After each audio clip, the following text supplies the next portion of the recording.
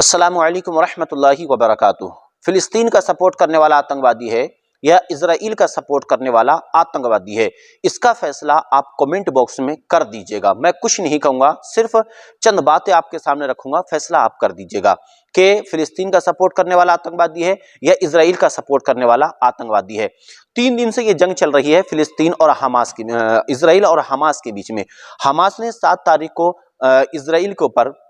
Gaza पट्टी जो इलाका है वहां पर हमास ने 5000 रॉकेटों से रात के अंधेरे में इजराइल के ऊपर हमला किया और हमला करने के बाद में उसने करीब 1000 से ज्यादा इजराइलियों को मौत के घाट उतार दिया और करीब 3000 से ज्यादा उसके जो फौजी थे, कमांडर थे, उनको उसने गिरफ्तार करके गाजा पट्टी में रख रखा है। अब 3 दिन से जो है इजराइल कसम खाकर बैठा है। नेतन्याहू ने कहा था कि हम इसका बदला लेंगे और ऐसा बदला लेंगे कि दुनिया याद रखेगी। ठीक वो अपनी बात के ऊपर अड़ा हुआ है और वो ये वही काम कर रहा है कि रात का अंधेरा होता है, उसने बिजली काट दी, पानी काट दिया, खाने पीने के तमाम अशियों के रास्ते उसने बंद कर दिए हैं, यानी कि भूखा मारने के ऊपर वो तुला हुआ है। जब हमास ने इजराइल के ऊपर हमला किया था रात के अंधेरे में, जिसमें 5000 रॉकेट उसने एक ही बार में 20 मिनट के अंदर अंदर गाजा पट्टी के ऊपर से दाग दिए थे, जिसके बाद में उसके 1000 जो है नागरिक मरे थे और करीब 3000 से ज्यादा उसके फौजियों को उसने गिरफ्तार कर लिया। अब इजराइल जो उससे बदला ले रहा है, जिसमें अभी तक जो खबर निकल कर आ रही है वो ये कि 670 फिलिस्तीनी जो है शहीद हो चुके हैं और करीब 2700 से ज्यादा फिलिस्तीनी बुरी तरीके से घायल हैं। कई सारी इमारतों के ऊपर जो है उसने हमले किए हैं जो बुरी तरीके से टूट फूट गई हैं। अब वो बमबाजी कर रहा है, जिसके सपोर्ट में कई सारे मुल्क आ रहे हैं। यहाँ तक कि अमेरिका जो है इजराइल का सपोर्ट कर रहा है, इंग्लैंड भी इजराइल का सपोर्ट कर रहा है। इधर फिलिस्तीन के सपोर्ट में ईरान है, इराक है, तुर्की है, यहाँ तक के रशिया जिसको रूस कहते हैं, रूस के प्रधानमंत्री व्लादिमीर पुतिन ने कहा है कि जो हथियार अगर अमेरिका इजराइल को देता है, मैं वही हथियार फिलिस्तीन को मदद करने के लिए देने के लिए तैयार हूं। यानी कि ये लड़ाई अब जो है आगे चल करके बहुत बड़ी होने वाली है। इसको अगर आर पार भी कहेंगे तब भी कोई बड़ी बात नहीं होगी। तो मुसलमान जो कि फिलिस्तीन को सपोर्ट करता है, दुनिया का कहीं का मुसलमान हो वो फिलिस्तीन का सपोर्ट करता है, तो फिलिस्तीन का सपोर्ट करना क्या आतंकवाद है? एक मिसाल मैं आपको देता हूं। एक इंसान है जो परेशान हाल है, जिसको सर छुपाने के लिए कहीं जगह नहीं मिल रही है। आप उसको बाहर से पकड़ कर लाते हैं और लाने के बाद में अगर आप उसको अपने घर के अंदर पनाह देते हैं, आपने उसको अपने घर के अंदर पनाह दे दी यहाँ तक कि वो रहता रहा, कुछ वक्त गुजर गया, उसके बाद में आप उससे कहते हैं भाई आप अपना जो है कहीं अपना इंतजाम कर लीजिए, आप यहाँ से चले जाइए। अब वो आपके ऊपर ये ठोकता है कि नहीं भाई मैं कैसे करके जाऊं, ये तो मेरा घर है, ये मेरा घर है। मतलब आप उसको बाहर से उठा करके लगाए थे, अपने घर के अंदर उसको आपने पनाह दी, उसके बाद में वो ये कह रहा है कि ये मेरा घर है, तो आप कैसे करके मान लेंगे और कैसे करके आप अपना घर छोड़ देंगे? क्या आप अपना घर छोड़ देंगे? आपका जवाब यही होगा कि हम अपना घर क्यों छोड़ेंगे भाई, वो तो घर हमारा है। जब हमारा घर है तो हम उसको क्यों छोड़ें? ठीक इसी तरीके से जब 1948 में यानी 1948 में जहां पर पूरी दुनिया के यहूदियों को चुन चुन करके हिटलर जो है मार रहा था, उस वक्त में फिलिस्तीन ने इन यहूदियों को 5000 यहूदियों को अपने फिलिस्तीन के अंदर पनाह दी, इनको सर छुपाने की जगह दी, इनको रहने के लिए जगह दी, खाने पीने का इंतजाम किया। बात बढ़ती रही, वक्त गुजरता रहा, यहाँ तक के जब 1975 आता है, उसके बाद में इसराइल ने अपना अलग एक मुल्क बनाना शुरू कर दिया। वहीं से ये लोग बढ़ते रहे, बढ़ते बढ़ते आज हालात ये है कि इजराइल अब ये कहता है कि जो गाजा पट्टी है, जो 35 एकड़ ज़मीन का जो पूरा मामला है, जहाँ पर लड़ाई होती है, वो 35 एकड़ की ज़मीन है, जहाँ पर बैतुल मुक़द्दस है। और बैतुल मुक़द्दस क्या है, मुसलमानों के लिए इतना ज़रूरी क्यों है? बैतुल मुक़द्दस मुसलमानों के लिए इसलिए ज़रूरी है कि वहाँ पर अंबिया और मुरसलीन की जमातें आती रहीं और आने के बाद वो उनकी इबादत गाह रही, उनका क़िबला रहा, वहाँ पर उन्होंने अल्लाह तबारक व तआला की इबादत की। कई सारे अंबिया और मुरसलीन की वहाँ पर जो है क़ब्रें मौजूद हैं। हमारे नबी, आखिरी नबी हज़रत मोहम्मद मुस्तफ़ा सल्लल्लाहु अलैहि वसल्लम जब इस दुनिया के अंदर आए, आने के बाद में आपको मेराज हुई, तो आपकी जो मेराज की को आप तशरीफ़ ले गए थे, तो वहीं पर मस्जिद अक्सा में हुजूर सल्लल्लाहु अलैहि वसल्लम ने 2 रकात नमाज नवाफिल तमाम अंबिया की इमामत फरमाई थी, वहीं पर आपने नमाज पढ़ाई थी और तमाम अंबिया ने उस मस्जिद अक्सा के अंदर जो है नमाजें अदा की हैं और नमाज पढ़ी है। इसलिए मुसलमानों के लिए ये मस्जिद अक्सा एक बहुत अहम जो है मस्जिद है, जिसके लिए मुसलमान किसी भी स्तर पर जाने के लिए तैयार रहता है। फिलिस्तीन के लोग जो है आज भी इसी बात पे तुले हुए हैं। फ़िलिस्तीन की माएँ जो वहाँ की ख़वातीन हैं, शायद कि दुनिया के अंदर ऐसी ख़वातीन नहीं मिलेंगी कि जिनके हाथों में उनके मासूम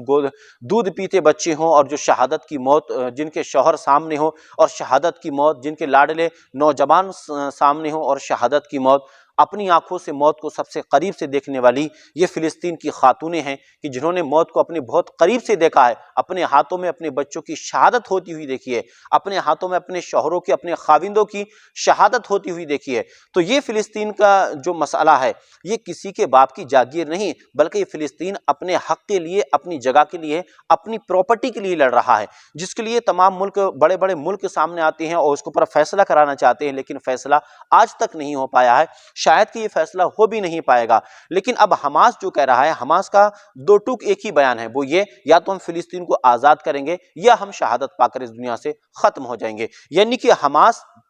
जो है एक 80,000 की आबादी वाला, जिसमें हमास के अंदर सिर्फ 20 लाख लोग रहते हैं और हमास के पास में जो फौज है वो सिर्फ 80,000 फौज है और 80,000 फौज से हमास इजराइल से लड़ रहा है, जिसके पास में इतने सारा दुनिया का सबसे ताकतवर फौज मानी जाती है इजराइल की। दुनिया की सबसे ताकतवर फौज इजराइल की मानी जाती है, लेकिन उसके सामने हमास 80,000 फौज लेकर लड़ रहा है, तो ये तो नामुमकिन सी बात है। लेकिन हाँ, हमास के लिए ईरान ने भी ऐलान किया है और ईरान का तो कहना यही है और चीन ने भी यही कह दिया है, यहाँ तक कि रूस तो सामने आ गया है खुल करके, उसने कहा है कि जो हथियार अमेरिका अगर इजराइल को देगा, मैं वही हथियार जो है हमास यानी कि फिलिस्तीन को दूंगा, क्योंकि इजराइल के और अमेरिका के रिश्ते अच्छे हैं, वहीं पर रूस के और अमेरिका के रिश्तों में कड़बड़ाहट है, यानी कि ये दोनों एक दूसरे के दुश्मन हैं। जब यूक्रेन की मदद के लिए अमेरिका सामने आया था, उस वक्त में चाइना जो है रूस का समर्थन कर रहा था और वो चाइना रूस का समर्थन करके यूक्रेन के साथ में जो रूस की जंग हो रही है, जो अभी भी खत्म नहीं हुई है, जो जंग हो रही है उसमें अमेरिका के साथ में यूक्रेन है, यूक्रेन के साथ अमेरिका है और रूस के साथ में चाइना है और हिंदुस्तान की जो सपोर्टिंग है वो आज इजराइल के साथ में है, जबकि हिंदुस्तान हमेशा से फिलिस्तीन का सपोर्ट किया है। लेकिन आज मोदी जी ने परसों ही ऐलान किया था, पीएमओ की तरफ से जो है कि ऐलान हुआ था और उसके ऐलान के अंदर ये कहा गया था कि पीएमओ ऑफ इंडिया बिना किसी के भेदभाव के इजराइल का समर्थन करती है। नरेंद्र मोदी ने सुबह ही जो है ट्वीट कर दिया ऑफिशियली कि हम इजराइल का समर्थन करते हैं। ये बड़ी हैरानकुन बात है कि हिंदुस्तान के अंदर जो इसने आज तक भी, जब से वो मसला चला है 1948 से और अब तक 2023 तक, यानी कि 80 साल का ये एक लंबा अरसा होता है, 80 साल में कभी भी हिंदुस्तान ने इजराइल का सपोर्ट नहीं किया, लेकिन आज इजराइल का सपोर्ट करके पीएम मोदी ने ना जाने क्या साबित किया है। बहरहाल, जब अटल बिहारी वाजपेयी जो थे इस दुनिया के अंदर थे, उन्होंने भी डायरेक्टली कहा था कि हम फिलिस्तीन की जो ज़मीन है वो उसका हक है, उसको दे देनी चाहिए, इस ये लड़ाई ही ख़त्म हो जाएगी। लेकिन आप जब किसी के घर के अंदर बैठेंगे, छुप कर बैठेंगे, उसके घर को अपने आप के ऊपर मुसल्लत कर लेंगे, यानी अपना घर बना लेंगे उसके घर को, तो ये तो कोई भी मानने के लिए तैयार नहीं होगा कि आप उसको उससे घर से निकाल दें और उससे घर में खुद रहने लगें। हिंदुस्तान के अंदर एक यूनिवर्सिटी है जिसको मुस्लिम यूनिवर्सिटी कहते हैं। अभी 2 दिन पहले यानी परसों की रात में वहाँ के छात्रों ने एक मार्च निकाला था और मार्च निकालने के बाद में उन्होंने कहा था कि तेरा मेरा क्या रिश्ता ला इलाहा इल्लल्लाह, यानी तेरा मेरा क्या रिश्ता ला इलाहा इल्लल्लाह, तू दुनिया के किसी कोने में रहे। अल्लाह के नबी सल्लल्लाहु अलैहि वसल्लम का फरमान है कि मुसलमान किसी कोने में रहे, किसी जगह रहे, कहीं रहे, दुनिया का कोई भी जो है जगह क्यों ना हो, लेकिन मुसलमान मुसलमान का भाई है। और जब मुसलमान मुसलमान के भाई की मिसाल एक ऐसी है कि जैसे कि एक दीवार हो और एक दीवार के अंदर जितनी ईंटें चुनी हुई होती हैं, अगर उसमें से एक ईंट निकाल दी जाए तो पूरी दीवार जो है उसकी जो खूबसूरती होती है वो ख़त्म हो जाती है। ठीक ऐसे ही मुसलमान एक दीवार के मानिंद है और कुरान में अल्लाह ताला फरमाता है सम्मा कुनल मुस्लिमीन, अल्लाह ताला ने तुम्हें मुसलमान बनाकर पैदा किया है। जब तुम मुसलमान हो और अगर तुम्हारे किसी भाई के ऊपर कहीं जुल्म हो रहा है तो आप खामोश नहीं बैठेंगे, यानी उसका समर्थन ज़रूर करेंगे, सपोर्ट करेंगे। लेकिन हिंदुस्तान के अंदर कुछ लोग जो हैं आज भी इजराइल का समर्थन कर रहे हैं, तो ये समझ में नहीं आ रहा है, ये लोग यहूदियों का समर्थन करके आई सपोर्ट इजराइल लिखने के बाद में ये क्या साबित करना चाहते हैं, यानी इनका रिश्ता यहूदियों से क्या है, ये बात समझ में नहीं आती। भाई हमारा रिश्ता तो ये है कि वो कलमा पढ़ने वाले हैं और हमारा क़िबला अव्वल है, जिसके लिए मुसलमान कभी भी अपनी जान तन मन कुर्बान करने के लिए तैयार रहता है। लेकिन तुम्हारा यहूदियों से क्या रिश्ता है, ये बात समझ में नहीं आती है। बहरहाल अलीगढ़ मुस्लिम यूनिवर्सिटी के अंदर जिन छात्राओं ने मार्च निकाली थी, सिविल लाइन उन पर तमाम कल के शाम ऊपर को एक एफआईआर हो गई सूचना है। प्राप्त हुई उन थी तमाम के जिसमें ऊपर यह बात एफआईआर हो सामने गई आई है थी और कि ट्विटर के एमयू ऊपर जो परिसर के लोग अंदर कुछ लोगों फिलिस्तीन को ने सपोर्ट कर बिना रहे थे, अनुमति उसमें से के भी कुछ लोगों के बिना ऊपर अनुमति के एफआईआर एक हो चुकी है। अंतर्राष्ट्रीय तो प्रकरण कोई को भी कदम लेकर एक आप प्रोटेस्ट सोशल मार्च मीडिया के ऊपर निकाला है, उठाएं तो जिसमें सोच और कुछ समझ कर उठाएं। आपत्तिजनक एवं किसी भी भड़काऊ बातें कही एतबार गई से हैं। अगर बात कर रहे इस हैं तो संबंध में आपके अवगत कराना सामने जो है हवालात मौजूद होना चाहिए, यानी कि आपके सामने हिस्ट्री मौजूद होना चाहिए ताकि आप उसके हवाले दे सकें या कि उसका रेफरेंस दे सकें, उसके बाद में ही बात कीजिए।